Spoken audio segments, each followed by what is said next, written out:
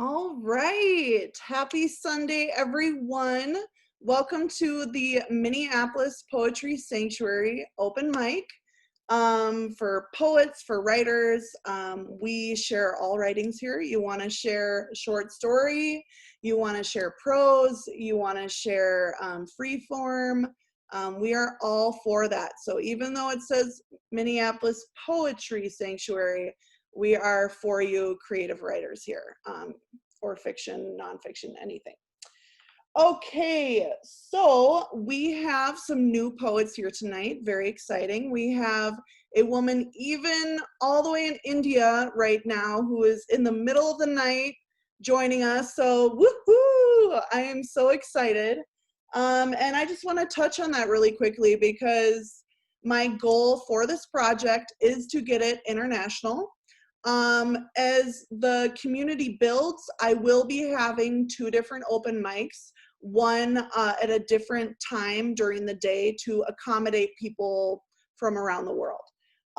So yeah, let's just get started, and you can follow us on the Facebook page, our YouTube channel, Instagram. It's all under the same name, Minneapolis Poetry Sanctuary. Okay. And to start us off, we have the wonderful Esther Marcella Hoffmann. Welcome. Hello. Thanks, Frances.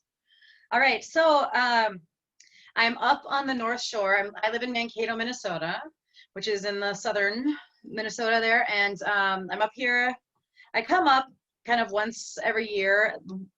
Last year, I wasn't able to because I had a flesh-eating virus, necrotizing fasciitis, thanks. So that's the only reason why I did not make it up here. I'm okay. I got better. It's all good. So I wrote this poem today then on the trail. I would like to hike the Superior Hiking Trail, through hike it eventually. So, but it's called For Those Who Say That I Missed Peak Leaf Season. Because that's when I said that I was going up, of course, someone had to be like, well, the leaves are no longer in peak season. So this is for them, bless them. They tell me the leaves have passed peak, for beauty sneaks away from squeaks of judgment. The jealousy of a moment can't catch in my throat. My rivets in wrists, my stance in forest. I am a joyful sound in general stillness, abated breezes. A cinnamon brown flutterby allows me to spy her wing expanse at rest, stretched on yellow leaflets with lime stripes before I return to walking this path of gray dust, pebble droplets with a poem. My shadow swimming in shadow of evergreen waves. After cut breath incline among Auburn, marmalade, meringue, white whisks of topless birch, I set my toes loose on this stone peak, above a peak of lake, holding all that blue has. I bless my past selves, so it is known. Those remembered bursts of happiness were my own. Thanks. Woohoo! What a way to start us off. And I can't believe you wrote that. Did you say today? I did. Oh, very exciting. All right. So Lukas, Alan, Dietsche, welcome. And so fun to see you both side by side, by the way. This is such a treat. So.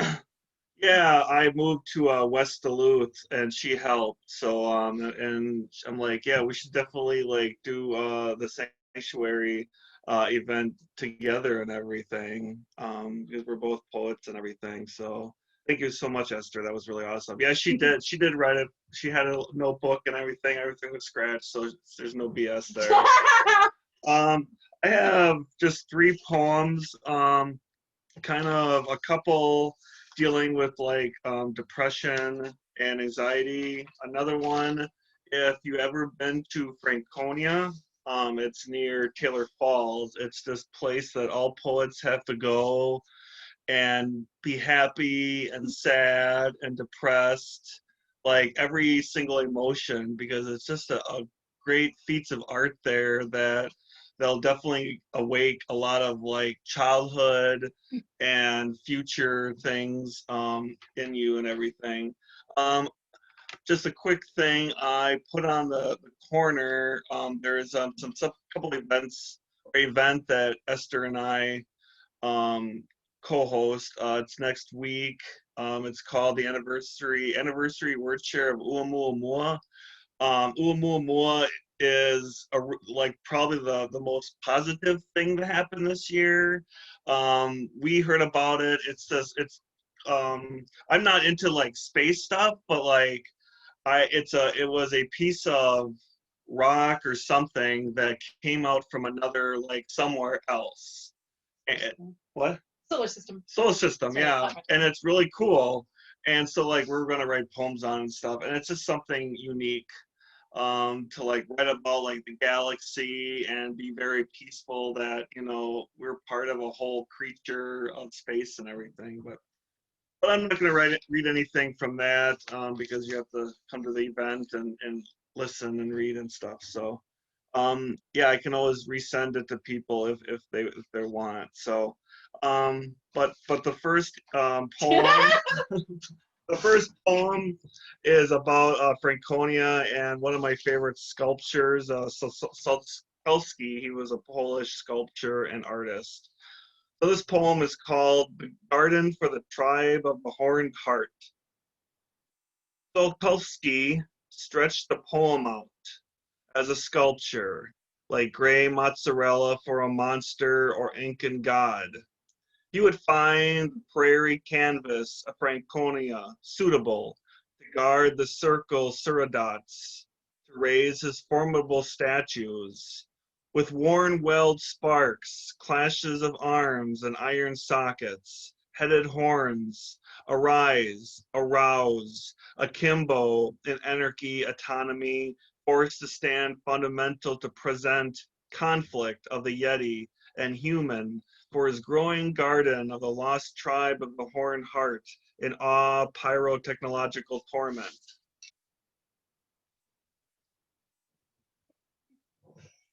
Phenomenal. Yeah.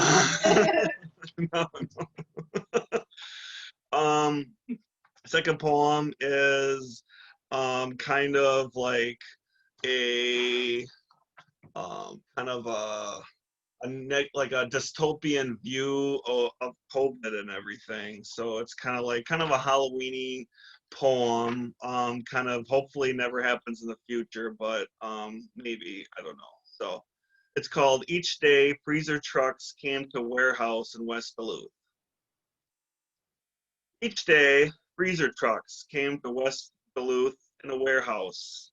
Humans on work release staring in deep, bassy breaths, an air-marooned cocoon, genderless container suits, where indifferent lowered eyes, a rose pompadour heavy with a diaspora of leveled sleep, and scratched white bulbs, refract their employment, extracting rubbered, bagged, mummifying bodies with N95 masks stitched over coughed mouths, soaked in disease and Minnesota nice, deoxygenated blood locked inside, all moved to a coal concrete chasm stacked alternatively to fit in dusty lime, salt, and lye, since the outbreak of college and conservative COVID sex is only drop in the puddle of what lives virus cloud really recruits and collects.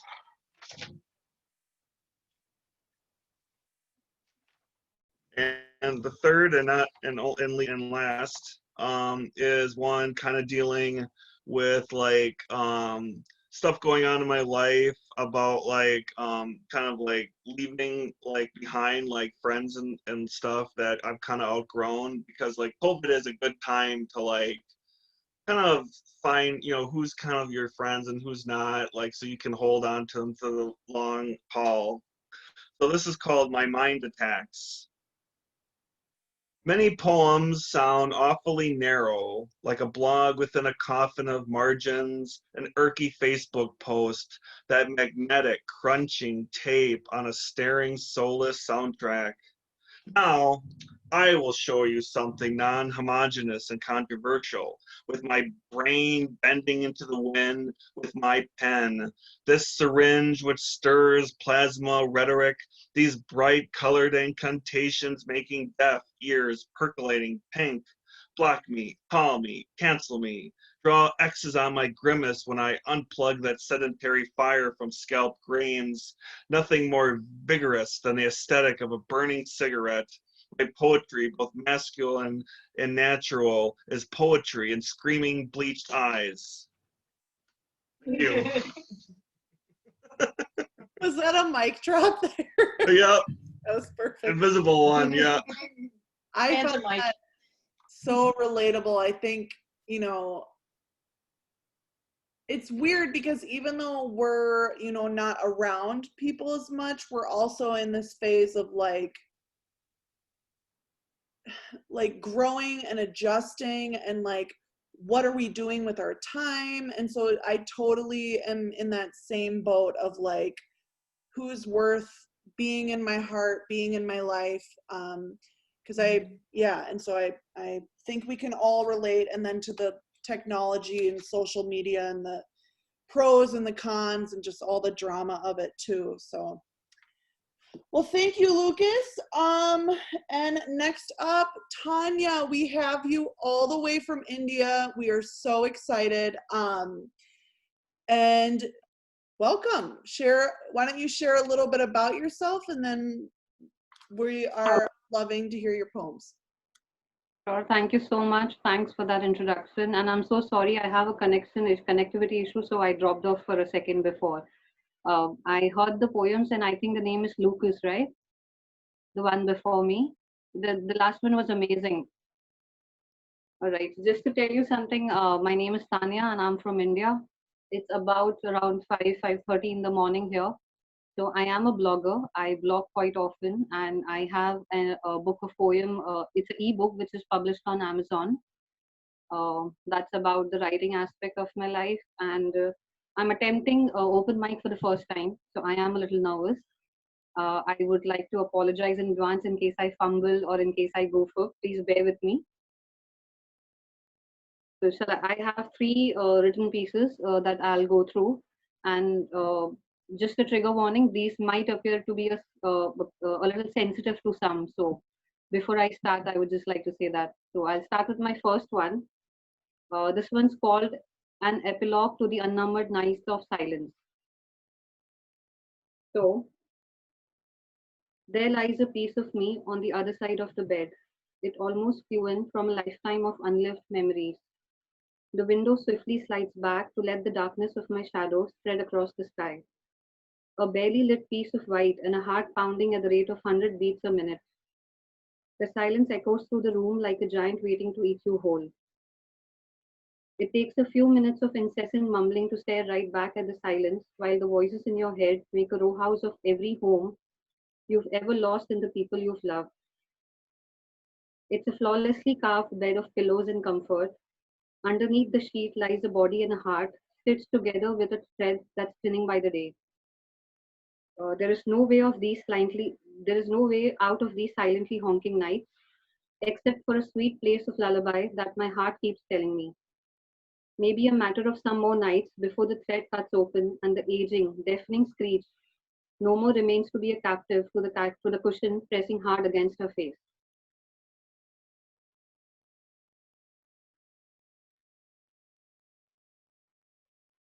Okay, so the second one I have written is this partially deals with a phase where you might have an altered state of mind or probably feel a little lonely or depressed. So these are those times when I had written this one. This one's called Unwritten Poetry and Blood Pebbles. After a long day of fighting the voices in my head, I yearn to fall apart or fall asleep. The clock ticks 3. I can feel blood pebbles crawling up my skin. Holding the hollowness of your words, they crawl right up to hold me by the neck with the firmness of your arms. The grip tightens as I try to breathe. It feels as if the choking will last until eternity, just like the way we were supposed to. The final moment of release smells like freedom, a sweet escape. And just before it feels like the agony is about to end, the grip loosens, leaving me gasping for breath and you. The part disappears and so does the night. Alive, I wake up, hoping that tonight, the night forgets to visit me. You are doing awesome, Tanya. These are just incredible poems. Thank you so much. Thanks. The last one that I have, this is one of my favorites. It's called I Begin When I End. There's no evidence to life. There's no proof to existence. There's only a perception of seeing black turn pink, a failing attempt to fill in the empty basket with colors of beautiful. To walk over the shadow and to turn on the lights wouldn't make it easy. The night in my eyes is hid behind the night in your eyes. The picture you adore is an illusion of what you would like to see. Your memory of me is what lives in the mirror of your bedroom. Come, creep into my head for a while and feel the tremors of denial, the denial to a one-time end. With strangers in my head and no sight of you, every night is the hardest of all. You feel alive, I feel the undercurrent of being alive. Oh, I see it, clear as crystal and real as faith.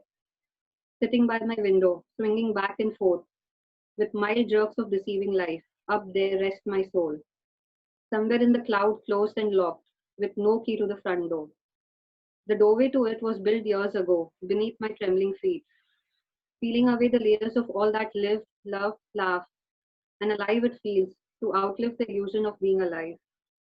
Oh, I see it, clear as crystal and real as faith, sitting by my window, swinging back and forth, with mild jerks of deceiving life. Up there rests my soul, somewhere in the cloud, closed and locked, with no key to the front door. Just Yeah, absolutely powerful. Thank you. thank you.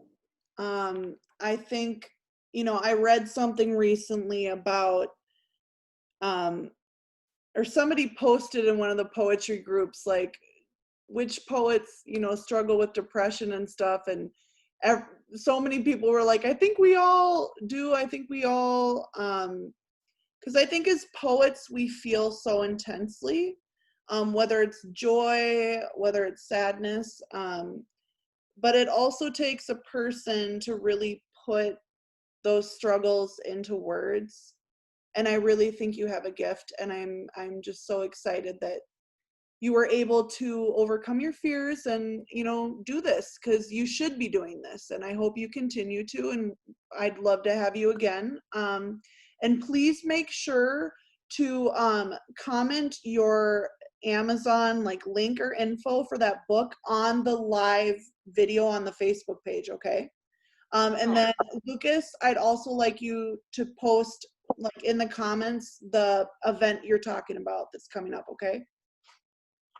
All right, awesome. Well, next up we have another poet who is having their first appearance on this open mic, so I'm very excited. T.S. Baxter, welcome. Tell us about yourself, and yeah. Hi, it's good to be here.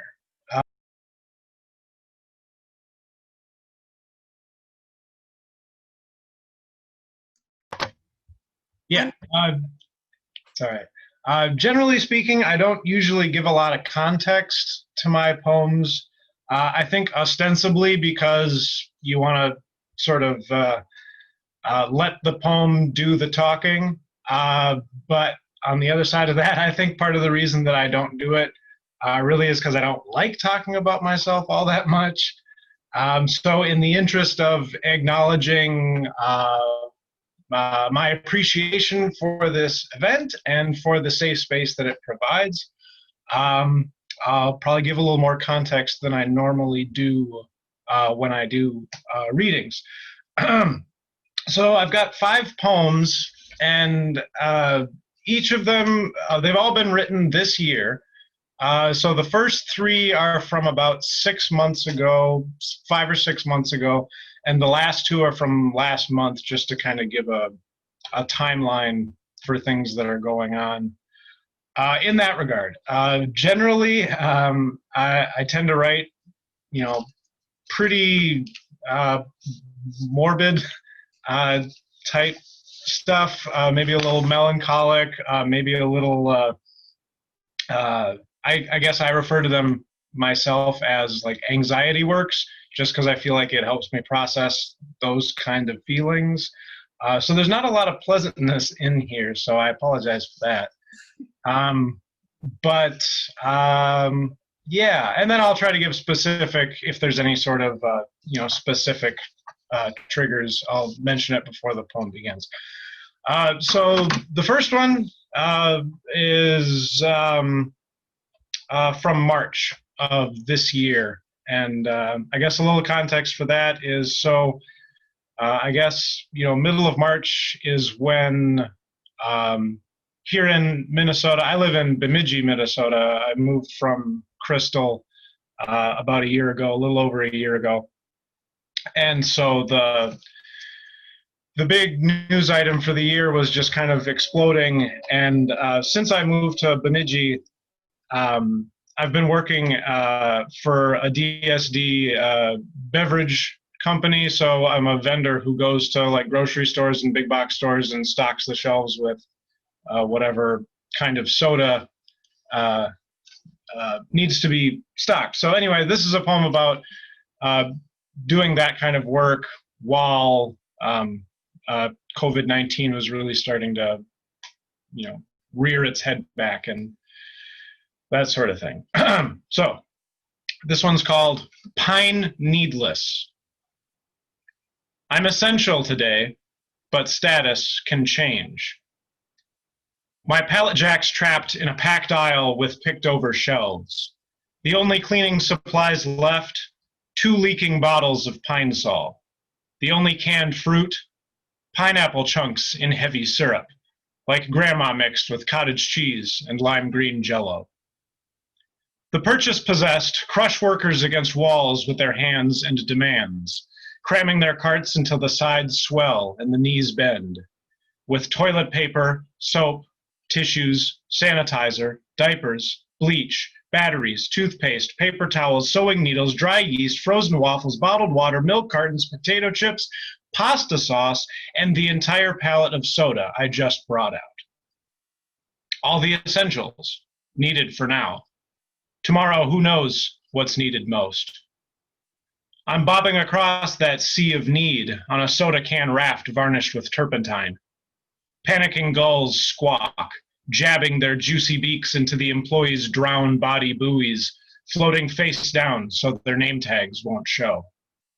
I throw my empty pallet onto the stack near the loading dock doors and smell sticky need. Driving from Walmart through the pandemic morning, Pine's sharp shadows in the sky are marked by where the stars aren't. A lone pine cone, perched upright, straddles the center line on Hannah Avenue. Pine cones were called pineapples once, but names can always change.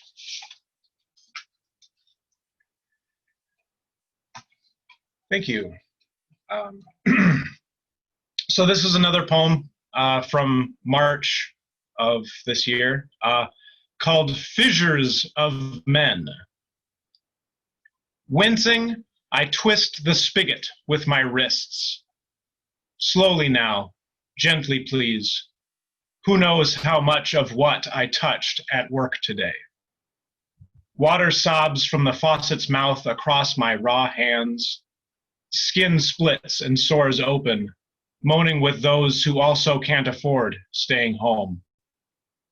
I rub in soap until bloody bubbles fill my finger fissures. Keep clean, keep bleeding, be pleased. More jobs drain away every day. Steam shrouds my reflection, safe behind the mirror. In the chasm between the exposed and enclosed seethes a stream of scalding abundance. How can we endure living hand to mouth when we can't touch our faces? How can we fight when our fingers rip, forming fists? We helplessly take the country's economic weight in our chapped palms and separated flesh.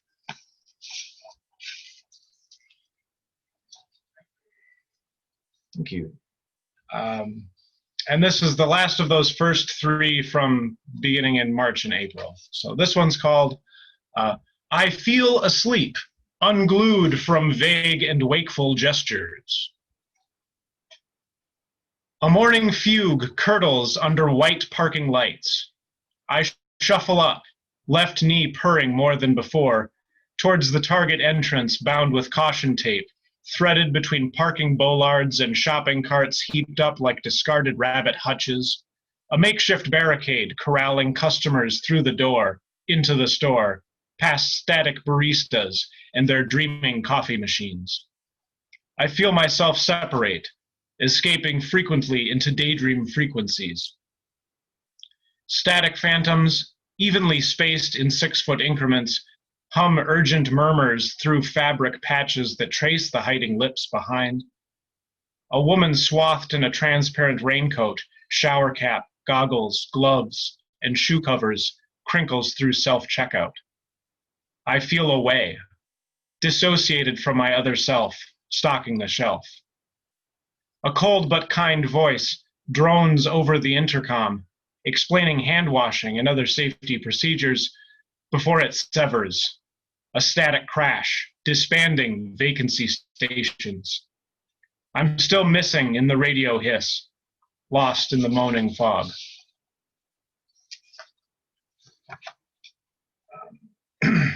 Thank you. And so we've got the last two from last month.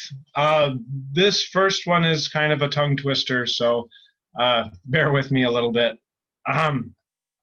So this one's called A Dust Mote Might Write Some Noteworthy Poems. Winnow me slow, so I flutter like minnows in the shallows, only holding my holy crumbs while blowing the profane ones away, as a wailing aggregate of waifs lamenting the threshing of my flesh when I was thrashed like a dusty rug, my best pieces separated from my debris. I'm not even the sum of my parts. My eye twitches unceasingly ever since sleep was too much relinquished in servitude to brooms and enough besoms to beat back every fire. Listen to the bristles swish, endless sweeping undone by the wind, hot as a cigarette's last drag. Listen to the withy loosen until the birch head falls from the hazelnut staves, decapitated like dandelions. Listen to the handles clatter, hurled with disgust into the dust and gauzy fluff, plucked from tongues with glowing tongs. While willows with pollarded branches like a praying spider's legs sway, a speck speaks, tying headless stems that leak milk from broken ends into knots beneath an orange sky. If you blow me slow, I'll still go.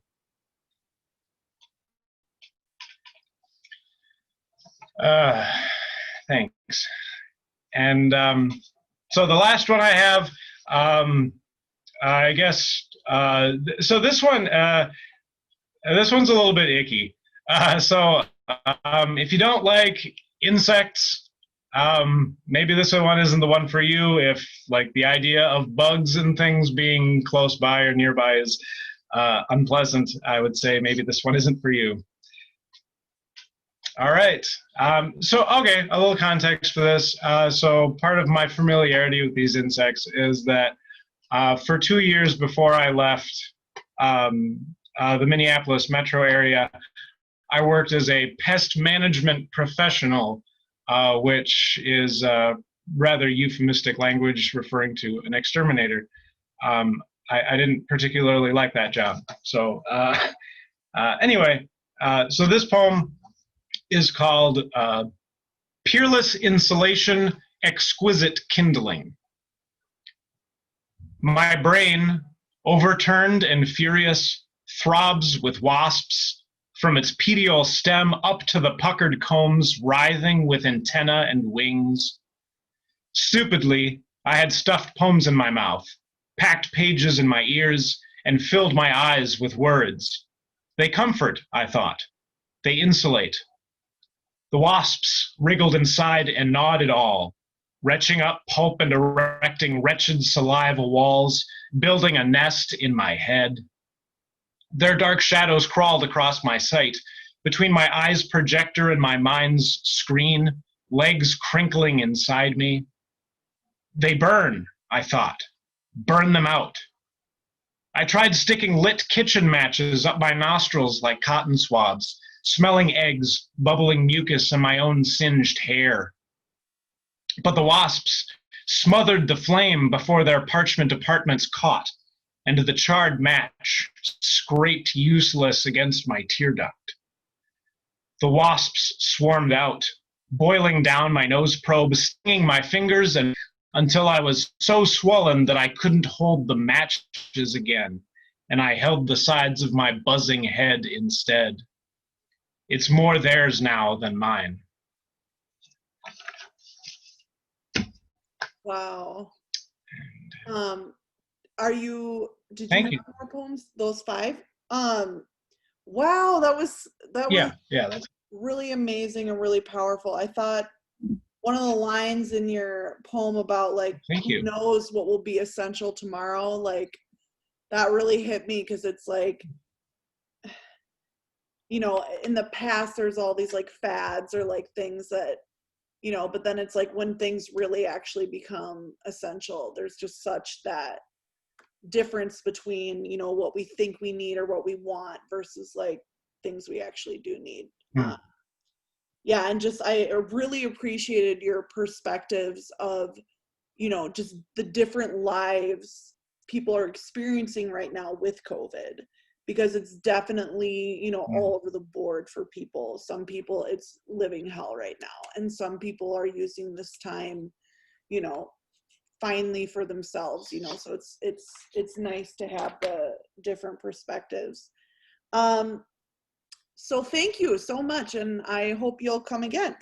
Yeah, thank you for having me. Yeah. So I'm Frances James. I live, well, I say Minneapolis, Minnesota, because people know where Minneapolis is. So we'll stick with that. We'll say Minneapolis, Minnesota. Okay, I'm going to read from, I have a book of poems called Lustrum.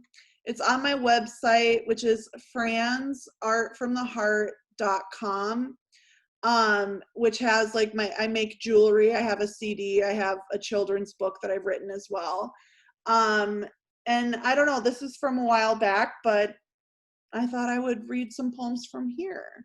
And I do have one new poem that I wrote just like 2 days ago. I think it was 2 days ago that I'll read. All right, let's see here. This one is called Things I've Learned in the Last 3 Years. And it says, with apologies and great gratitude to William Stafford, because it was after a poem that I read of his that I wrote this in like the same format or whatever. Bunnies are not as affectionate after you cut their balls off. Sometimes you can be so certain you're right, and life will smile while harshly correcting you.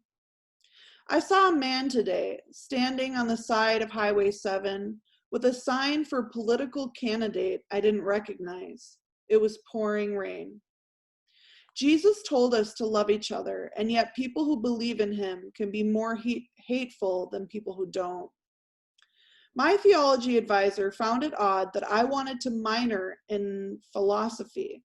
I can only see the connection.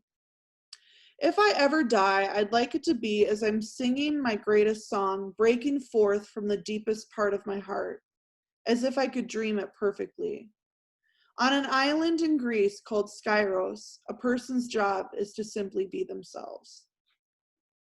I noticed that I kind of trailed off after the title, which made this seem even more random, but it was things I've learned in the last 3 years. Okay. Here is one called Dare. Dare yourself. Dare yourself to be honest and to face yourself. Dare to be ashamed, embarrassed, and humiliated. Dare to throw away your armor and put down your sword. Dare to dream. Dare to listen to someone else, even if it stirs your mind and heart. Dare to take a chance and love with all your heart and soul, again and again and again. Dare to be different and wrong and silent. Dare to be heard and loved and cherished. Dare to be brave and wake up every morning and take on the day. Dare to live. Dare to be you even when you don't know who you are. Be bold and wild and peaceful and pure. Do what you love and impassions you, even if you have to stand alone. Live and remember, but don't waste time worrying and regretting. Life is now, and we have it. Take it, love it, and leave your mark. Okay, this one is the one I wrote recently. It's called Born to Care. Oh, and a trigger warning, this does talk about depression a little bit. I wish I could say this depression is seasonal. I wish I could know when it will cease or wreak havoc. I wish spring was hope, summer, joy, fall, reset, winter, rest. I wish I had a reason to believe this would end. I will say I have choices. Just how drinking 10 White Claws in one evening isn't a good one. Or how I might never be a mother because I love children. It's hard to know which depression is which because it doesn't really matter. I wish that were true. I would give anything not to care. Sometimes I think we are born to care, yet we spend our entire lives either trying to deny it or the strength to find what's real. Unfortunately, I've done enough work to know I want a meaningful life, an honest life, a strong life. But I'm caught in what is what. Is full freedom unholy? Am I supposed to obey what the majority thinks Jesus meant when it no longer feels right? Is knowing God heaven or hell? I can't tell if I'm courageous or rebellious. I wouldn't wish this burden of crucial uncertainties on anyone, lost in who I am, who I should be, who I want to be. Can't what I want and what I need be the same? Oh, to know myself, and greater yet, to love and accept myself, and best, to believe in and trust myself. Thank you so much. Yeah, my little dog, he's over here. He's the best. He was distracting me there for a moment, but I'm gonna grab him. Hold on. Come here. You guys all, Romeo has to go live because his name's Romeo. Oh, so there's my little baby boy. But yeah, please, everyone that's here, everyone that watches, spread the news. The open mic is twice a month. It's the second and fourth Sunday at the same time of every month. Yeah, as long as you have Zoom, you're welcome to join us. And I thank you all so much for participating, for watching, for reading. And check out the Minneapolis Poetry Sanctuary page. You can see past videos. I also post like writing prompts and different like things to get people talking, to get people, you know, connected. So yeah, I hope you all have a wonderful rest of your evening. And yeah, thank you so much. We'll see you again. Bye.